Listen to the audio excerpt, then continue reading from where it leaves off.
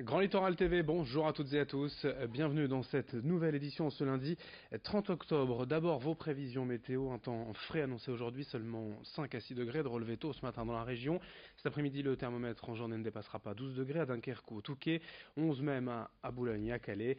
Côté ciel, quelques averses possibles de la mer du Nord à Flandre, le long de la frontière belge.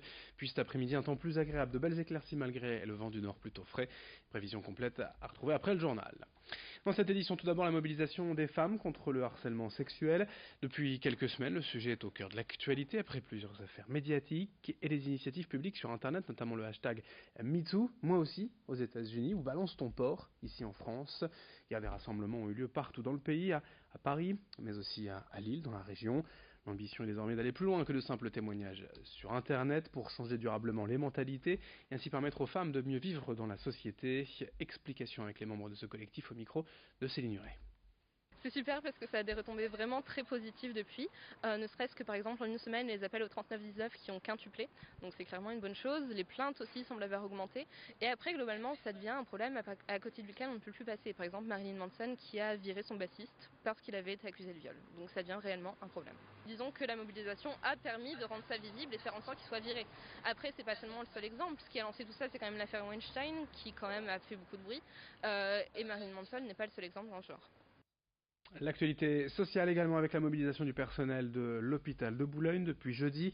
Le syndicat CGT occupe le hall d'entrée pour faire signer une pétition aux patients et aux visiteurs en cause de la perspective annoncée de voir 40 à 45 postes supprimés dans les prochains mois, exactement 35 équivalents temps plein, ce qui permettrait pour l'hôpital de faire 1,6 million d'euros d'économie. Mais pour les syndicats, donc pour les médecins, infirmiers, aides-soignants et agents de l'hôpital, ces postes en moins alourdiraient encore davantage leur charge de travail et réduiraient de facto la qualité des soins apportés aux patients. Les négociations ont démarré entre la direction et le syndicat qui se veut tout de même confiant pour la suite. On écoute le secrétaire général de la CGT Santé à Boulogne, Frédéric Bourgoin, au micro de Corentin Escaillé. Si vous avez une infirmière pour 10 ou 12, vous aurez une infirmière pour 15. Donc elle va devoir faire beaucoup plus de travail, avec peut-être au bout du bout des erreurs. Parce que plus on doit aller vite, plus on est fatigué, plus vite on peut faire des erreurs. Maintenant, la carte est le jeu est dans les mains du directeur. Maintenant, on lui a promis une grève toutes les semaines. Donc c'est lui qui va voir. Par contre, si, comme je vous disais, les médecins ils étaient derrière nous, maintenant ça serait bien qu'ils soient à côté de nous. Parce que derrière, c'est pas le tout, il faudrait qu'ils soient à côté de nous pour montrer aussi leur colère. Et la population, on va l'avoir avec nous, ça c'est clair. Et voilà, j'ai promis au directeur de lui faire grève toutes les semaines. Une autre image d'un syndicat mobilisé dans la région à Huizerne sur le site d'Arjowiggins où les employés protègent le site de l'entreprise depuis près de 2 ans, malgré la fermeture de l'usine et l'absence d'activité.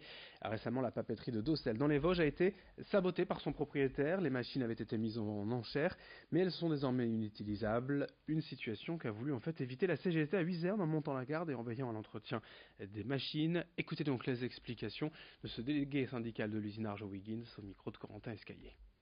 Si la direction voudrait rentrer dans l'usine et puis embarquer les machines, il faudra nous passer sur le corps de la CGT, quoi. Ça va être compliqué. Et aller expliquer à la population comme quoi on va virer des gens par des CRS, par la loi, j'en sais rien, quoi que ce soit, parce qu'on occupe l'usine juste pour protéger les machines, pour trouver un emploi. Ça va être compliqué quand même à un moment donné. Nous, on était en contact avec eux forcément parce que y a une histoire à un moment donné, c'est que Docel a travaillé pour Arjo en sous-traitance. Donc on les connaît forcément. En tant que salarié, moi je me dis que les salariés, c'est des patrons voyous. Alors eux, ils diront c'est du business. C'est la différence entre eux et nous. Mais le business, pour eux, ils sont prêts à détruire des régions locales juste pour leur pognon, quoi. C'est un peu dégoûtant, quoi. Permettre aux personnes âgées de payer leur mutuelle santé moins cher. Voilà l'objectif d'une association créée dans la région par une trentaine de retraités il y a 2 ans. L'idée c'est tout simplement de s'unir à plusieurs pour peser face aux mutuelles et faire baisser les prix.